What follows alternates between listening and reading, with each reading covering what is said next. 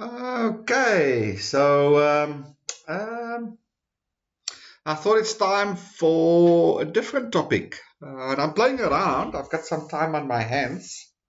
So I'm playing around a little bit with some ideas that I have to grow the channel and to get more watch hours because I'm desperately need for that. So thank you for everybody that subscribed, but please do share and like. Hit the bell notification. You know what to do. You hear it every time. Thus, I need those watch hours to increase. Anyway, um, I've done 4 on general equilibrium. It's not the end, but it lays the foundation. Then I did 4 now on your first regression in RStudio. Again, it's not the end. It's just laying the foundation. And then something that I found very nice to work with is linear programming. So I'm going to do a couple of videos on linear programming. I'm not sure how many of you are familiar with linear programming, but it's something that I think needs a little bit TLC, needs a bit of tender loving care, needs a little bit of attention. Because again, it's not about the linear programming itself so much. It's about the tools that are available to do all sorts of things. And again, I'm going to talk about a little bit of Excel and the Excel features because I think that's just that's for me what important is, to be able to solve things using Excel, to solve real world problems using Excel, the tools that are available. So that's going to be the focus. So linear programming. So what is linear programming? Linear programming is basically saying you want to maximize something, but you have constraints. Remember, it fits into what we've done so far, for example, with general equilibrium. Consumers, households, businesses, whatever, have a maximization objective, whether it's profits, utility, welfare, whatever the case might be, is there's always a maximization objective or a minimization objective. You want to minimize inflation or you want to minimize your cost or whatever the case might be, there's always a objective function. As I said, whether it's to maximize something or to minimize something. However, because of scarcity, there's constraints. So you can only maximize up to what your constraints, or you can only minimize up to what your constraints allows you to do. So if I go into a shopping center, into a Woolworths or Pick n Pay or Edgar's or wherever the hell I want to go to, I go into the mall, then if it's up to me, I'll buy the whole bloody place. But I'm constrained in what I can buy or limited what I can do with because I have constraints. And the constraints are forcing me to make decisions. And this is what linear programming is doing. It is trying to quantify those decisions or to give you some advice on the best decisions for you to maximize or minimize given your set of constraints. So that's what linear programming is all about. And we do that on a daily basis. Do you pay 200 Rand for shoes or do you pay 300 Rand for t-shirts? Given that you have 500 Rand budget, or whatever the case might be. Those constraints are forcing you to make decisions, and those decisions that you're making, the aim or the objective of those decisions is to maximize or minimize your objective.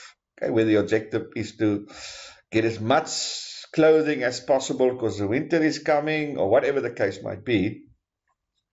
Okay, so that's sort of the nuts and bolts are of linear programming. Okay, it's yeah, and you can address lots of things with this particular methodology or this particular method. And I said it's an aid to decision making in a world of constraints. So you have basically a set of decision variables. You have a linear objective function, and you have a set of linear constraints. Now, at this stage, what is important is the 3 words, linear. So assume linearity. We assume a constant slope. We assume a simple equation. Okay? So we're not consuming quadratic or power equations or polynomial equations or things like this. We just assume a linear function. Okay? 1 to 1, 2 to 1, 3 to 1, or whatever the case might be. Just for simplicity again as well. The programming doesn't necessarily apply to a computer. It just means that it's decision making, it's planning. Okay, so the programming there refers more to the planning, the decision making than anything else. Okay, so it's using a set of linear equations to support or to help in decision making.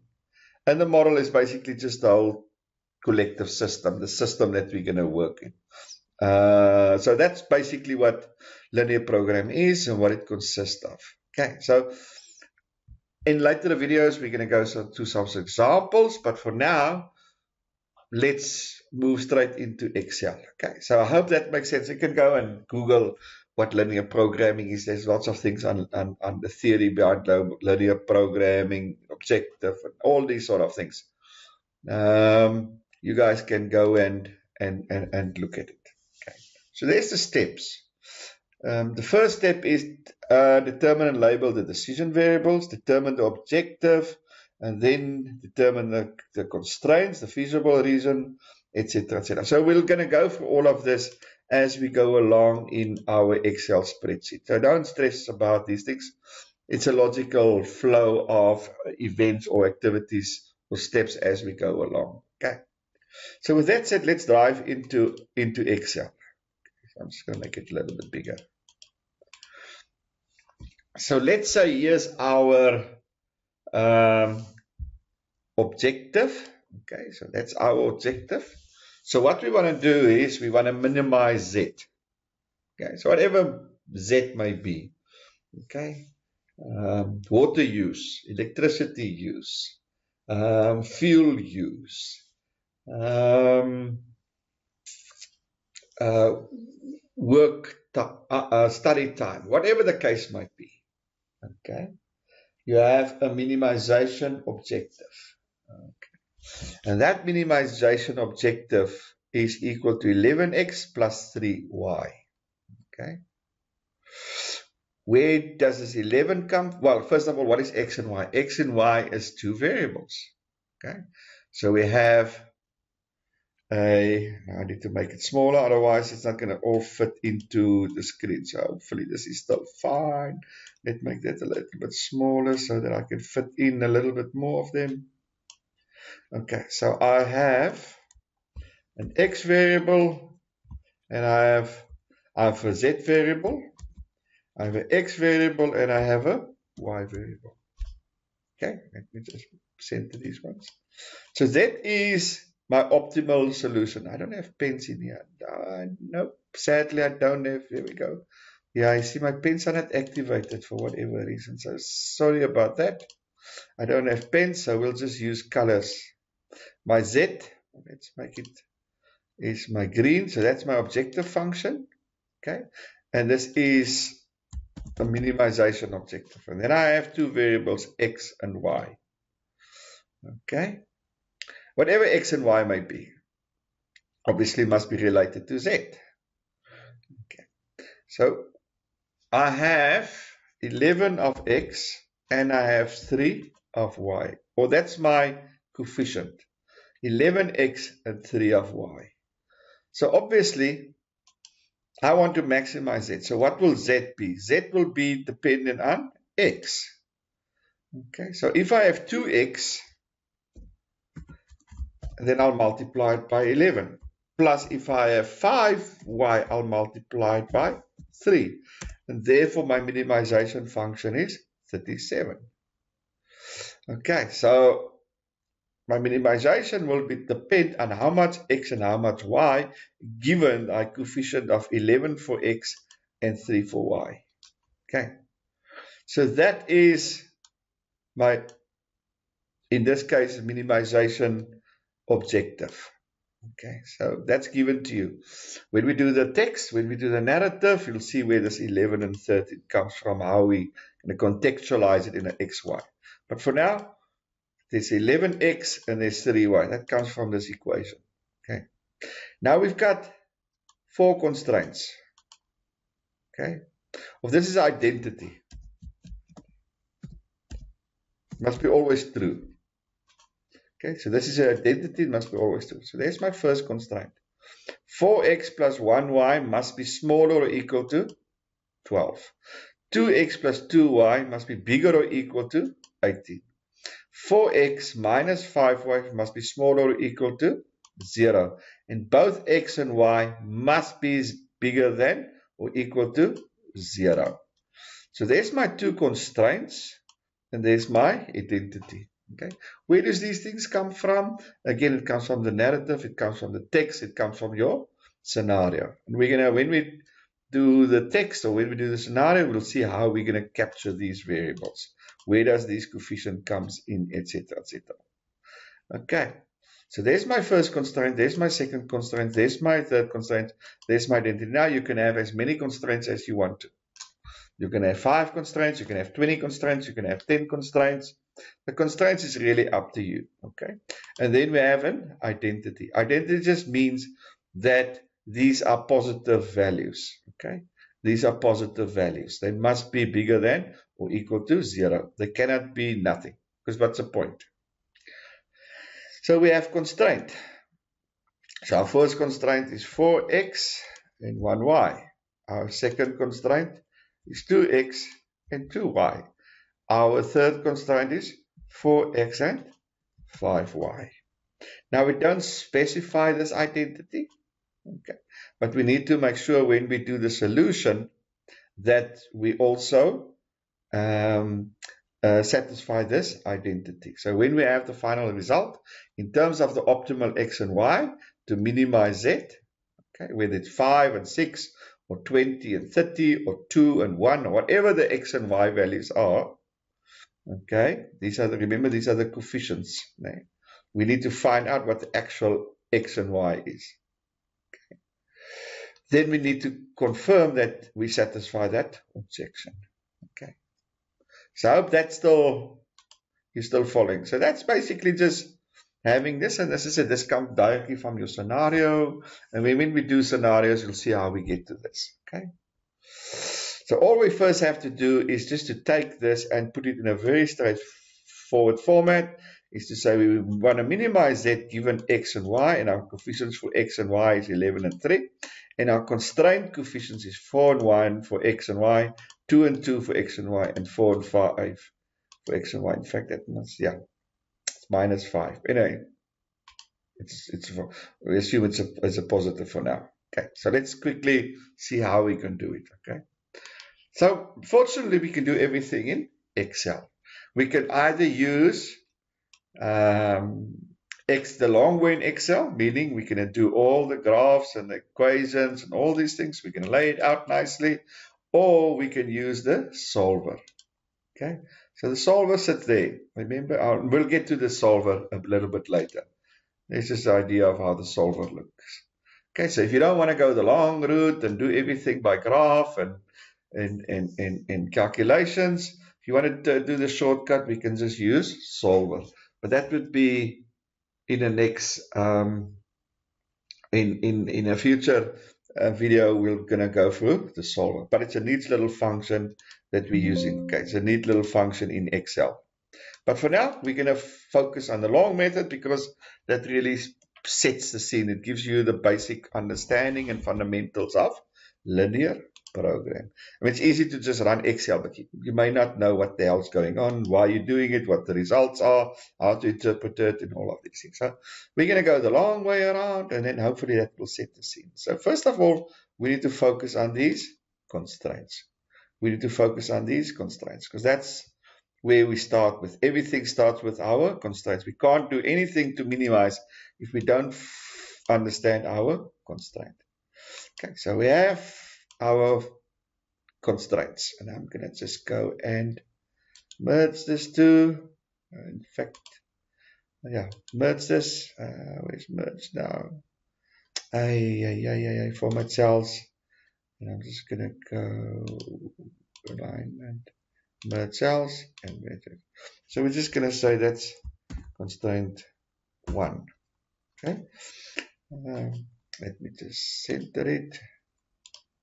And in constraint 1, we have an x and we have a y. And we have, let me just, sorry, I just need to center all these things.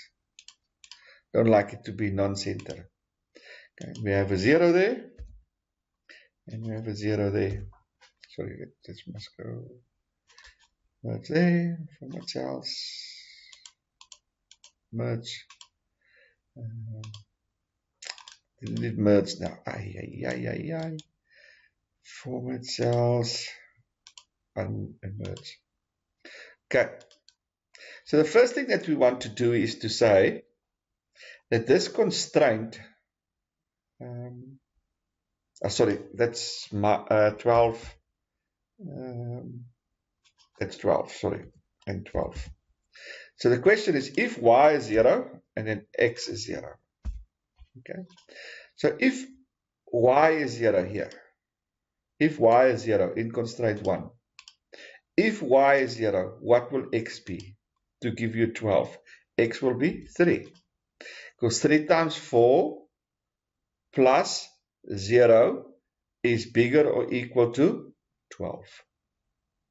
Okay, so that's why we get to 3. Okay, so if in this case y is 0, if there's no use of y, remember then there will be also no y in there. So we say, okay, because what we're interested, you'll see when we do the graphs, we're interested in the axis. So what we're saying, if we under y-axis is 0, then we're under x-axis. Because remember, they are linear functions, so we can plot them. But you'll see how this whole thing unfolds now as we go along. Okay, hopefully then it will make a little bit more sense. Okay, and the same for x. If x is 0, 4 times 0 is 0, then what was y going to be? Y is going to be 12. Okay, so 4 times 3 plus 0 is bigger or smaller than, or bigger or equal to 12. Okay, and 0 times x plus 1 times 12 is also bigger or equal to 12. So this satisfies this constraint. So this, let me put a nice little box. And let's give it a constraint is in orange. Okay, so this puts it nice. Okay, capital X and Y. Okay, so this looks, I hope you understand. So if you don't fully understand, just give it some time. I'll show you now where we get this. Okay, so let's do the same for constraints 2 and 3.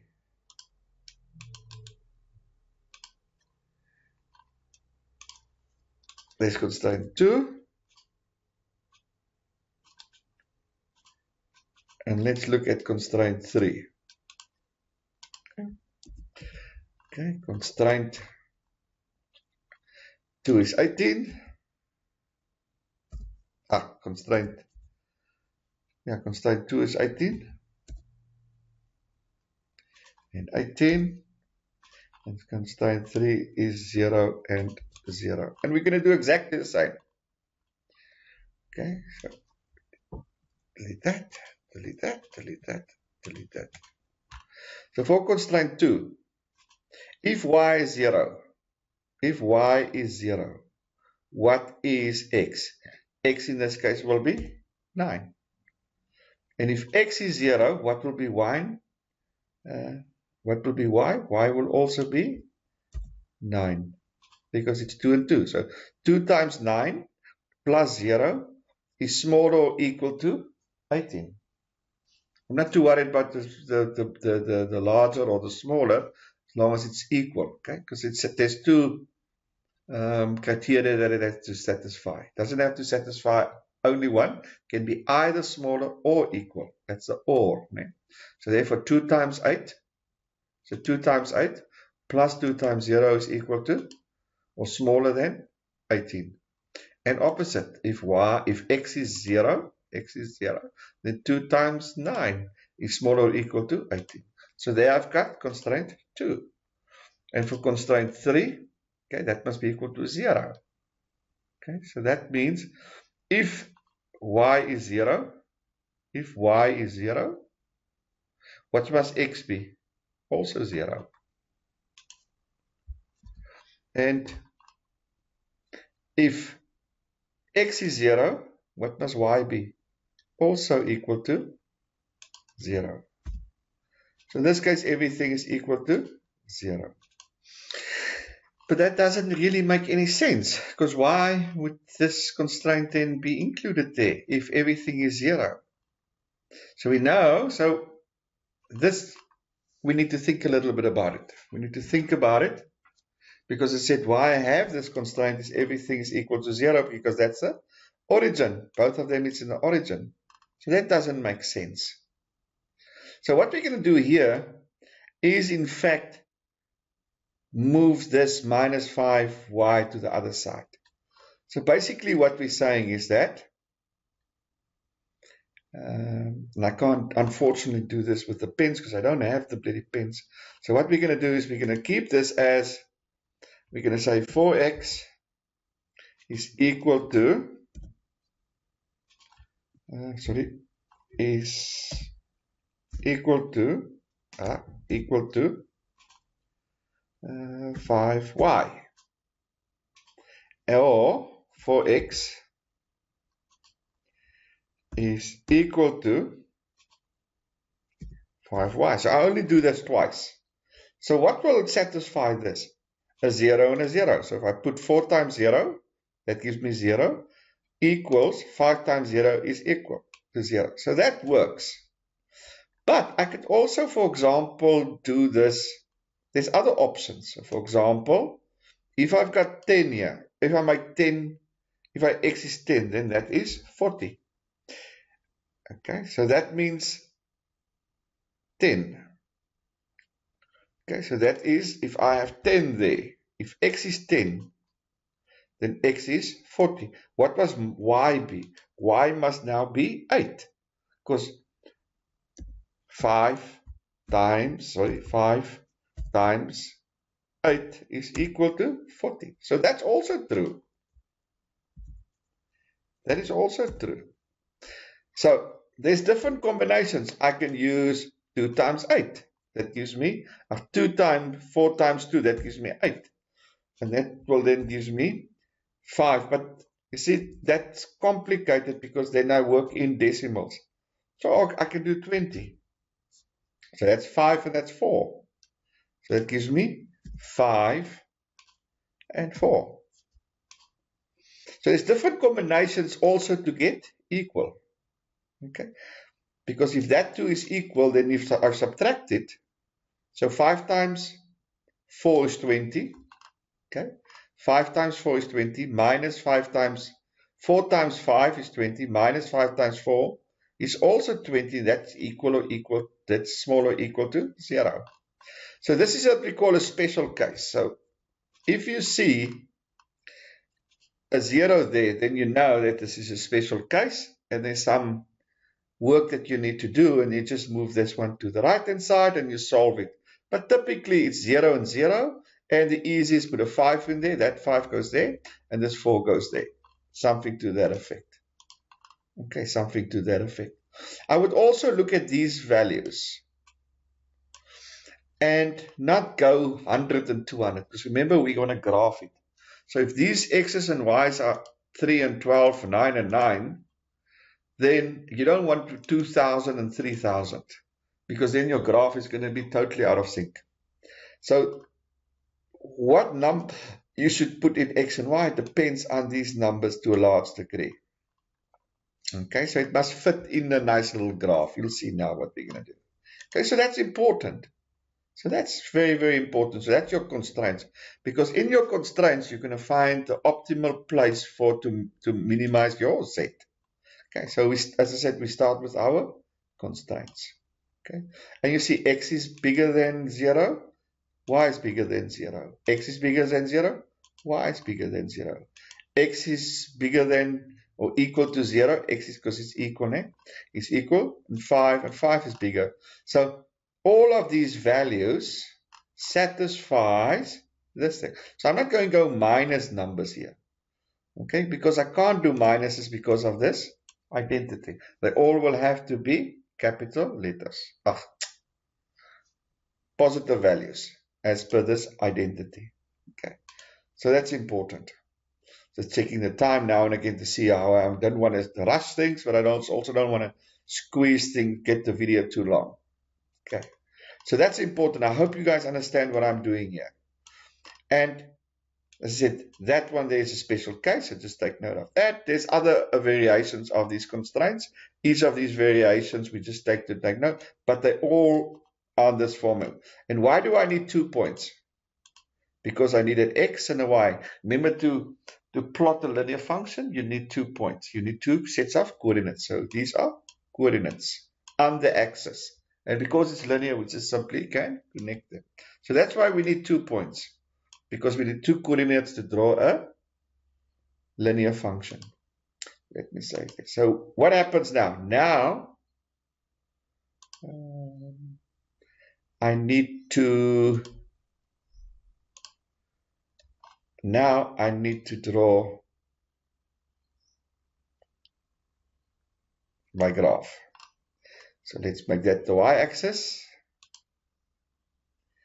And it's a pity I can't do pencils here, but anyway, it is one of those things. It is what it is. And I'm going to do an x-axis. And obviously that value there is 0. So let me just insert 0 there. So that value is 0. Ah, come on. What the hell? Shape. This one. That value is 0. Okay, so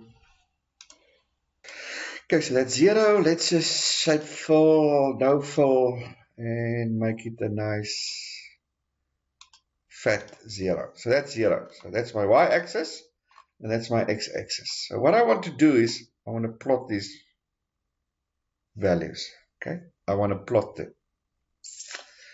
Okay, so how are we going to plot them? Because remember, here's x is 3. X is 3. Let's say x is 3 there. And then y is going to be whatever that y is, where x is 3 and y is 12. So that's going to be looking something like that. Okay, and that's it, 9 and 9, which will be 9 there, 9, and this will be a straight line going like that. Okay, so what we can do is we can plot these things, and for that we can go and use insert, and we're going to go and use a scatter plot. Okay, we're going to use a scatter plot. Let's quickly just do that. And within the scatter plot, select data. We're going to do series name x value and y value. And then we're going to have, edit. We're going to have that, and we're going to have 12. X value 3, y value 12. Select data. So x value is 3, y value is 0. Okay. And then we're going to go add. We're going to have an x value of 0 and a y value of 12. Okay. And then we've got the 2 points. Now we need to add a trend line. Where's that now? Ah, man. Sorry. Let's quickly go select data. I want it to connect. Oh, come on. So we're going to go change start type. We're going to go that one there. Okay. Why doesn't it want to do that now? Select data. What's happening here? Change start type. Why doesn't it want to? Why doesn't it want to connect it? Okay, so let's quickly just delete it. So we're going to go this way. We're going to go insert. There we go. There we go. Eventually. There we go. So I don't need this. We don't need this. We don't need that. So there's my, I'm going to delete that. So that's constraint 1. Okay. So what we can do is, we can also select another series. So let's make sure that 1. And we're going to do exactly the same for series 2. So we can add X values and Y values. Okay, and then, okay, so you've got it. Then we're going to select our, actually should give them a name. You know, there's my X's and there's my Y's. And it is, but it only goes to there. So let's make that a little bit bigger. Let's make that 10. I'm going to make that 8. See what I want to do is I want to make sure it's bigger. And there's my 3 lines. So let's quickly go that one there. And select data, and this is, okay, so this becomes edit. Series name is C1. That one there, edit. That's series 2. Or constraint 2, edit. It's constraint 3. There's my 3 constraints. Okay. So remember the blue one is constraint 1. So let's see if I can insert a little text box here. So that is constraint 1, not constraint 1. Let's see if I can get it in a color. So that's blue. Blue. Just a little bit of cosmetics. Copy. Paste. This is constraint 2, which is orange.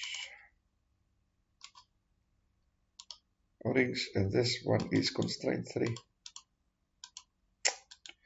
Copy. Paste. And this one is constraint 3, which is green. There we go, and save. Okay, so there they are. There's my constraints. My constraints is now plotted. Okay, my constraints is now plotted. So we know that that position there is 12 and 0. We know that position there is 0 and 12. Sorry, X, Y, 0 and 12. That one there is this one. That point there is 3 and 0. That point there is 0 and 9. And that point there is 9 and 0. And this point here is 0 and 0. And 10 and 8. You see why I've used 10 and 8? And not 5 and 4 and things like this? Because I want it to run right through. And I said, well, I also don't want millions. So let's say if I make this 100, 100, and that becomes then 80, you can see it doesn't look right. So we keep it 10 and we keep it 8 because it fits within the thingamajig. Okay, so it fits within the graph, and that's why it's important that we have context. Okay, so there's my constraints. Now the question is what now? Now we have to find out in which region we're gonna where we're going to minimize, because remember it's minimization, where we're going to minimize. Okay, so is it to the top of, so for example, in constraint 1, are we going to minimize in this region, or are we going to minimize in that region? For constraint 2, are we going to minimize in this direction, or are we going to minimize in this direction? For constraint 3, are we going to minimize in this direction, or in that? We can either, if we agree, go up or down. Okay. For orange, we can go up to the right, further away from the origin, or to the left. And for blue, we're going to go right, or we're going to go left. We now need to decide for each of these constraints, where are we going to minimize our objective function? Where are we going to minimize the x and z's? And that depends pretty much on the signs here. Okay, pretty much on the signs here. So what is constraint 1? Constraint 1 is a bigger sign. So we want to go to the right. So for constraint 1, we want to go this way, because there's a bigger sign. You can see that? There's a bigger sign. For constraint 2, we want to go smaller. Okay, this is constraint 2. So for constraint 2, we want to go this side. And let's make this orange. Okay, and then for constraint 3, we also want to minimize. For constraint 3, we want to minimize. That means we want to go this way. We want to go this way. This is minimizing. Going this way is minimizing for this line. Okay. And so therefore, for constraint 3, we want to go this way. Okay. And you can put in the values there. So for example, let's for example constraint 2. If we put an x, remember x is there 3. So let's say we're here. So x8, and it needs to be there somewhere there. So let's say this point here. So this point we have, let's say there, 10 and 12. If I put 10 and 12, I'll have bigger than 12 here. So that means it must be this. For constraint 2, let's put the values here as 2 and 2. If I put 2 there and 2 there, 2 times 4 is 8, plus 2 times 4 is 8. That's smaller or equal to 18. So it must be this way. Now for this one, let's put values here of, let's say, 4 and 12. If I put 4 there, x is 16 minus 5 times 12, then I'll get smaller or equal to 100. But if I put in here, then my x is bigger than my y, and therefore I will not satisfy. So you can put in values. So that's what I'm saying. The signs determine which side. So you can see all of them collects in this point here. They all collect in this point here. This point here. So that means this, that point there is what we call our, let's make it a blue. This point here is what we call our feasible reason. Okay, we call it our feasibility reason. Let's make it like that. And that's what we're looking at. We're looking at our feasibility region. And that's why we plot these constraints, and that's why we look at where we're going to operate in. We're going to operate in this area. So this is now important because now we need to look at the points where the outer edges of this feasibility region. We have a point there. We have a point there.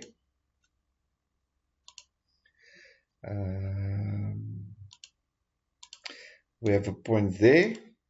Oops. Come on. You know, I'm trying to rush now. We have a point there. Take that away. And we have, so much nicer if I had, we have a point there. Sorry, swearing, shouldn't swear. Here we go. And now we have a point there. Save. So what we need to do is we need to know that at one of these points, we're going to minimize our objective function. At one of these points, we need to, and therefore what we're going to have to do is find the coordinates for these points. And then we're going to plug it into this x and y and see where we get the lowest value. Okay. So let me pause there for now, and I'll come back to you with this. We're going to continue with this, but this is important that you see why it's so nice in Excel. So we've got constraint 1, we've got constraint 2, we've got constraint 3. We plot them based on our coordinates, setting x and y to 0, alternatively determining the other value. That gives us our coordinates, 2 sets of coordinates, and that's why it's important. It's linear. You can see it's linear. So once we've plotted our constraints, then we need to determine our feasibility region. And our feasibility region is determined by the signs of these constraints, smaller, bigger, and bigger. And you can put in the values either side and see which side is it smaller. But typically, smaller is to the left, smaller is to the top, etc., etc. Bigger is to the right, to the bottom, like demand and supply curves, basically. And this now gives us where all these small areas connect is what we call our feasibility region. Once we've got our feasibility region, we need to look at our outer boundaries of our feasibility region. And here we've got 3. And at one of these 3 places, we will minimize our objective function. One of these 3 places will be where we need to be for x and number of x and y to minimize our z. And that will be pretty much the focus of our next video, is to determine these coordinates and to minimize our function. Okay, so I hope this is sort of still making sense. If you're following, we're going to recap quickly in the next one, and then we're going to continue. So with that, yeah, and thank you for watching. Appreciate it. And if you find value enough, please like and subscribe and share the video. And I'll see you on the other side.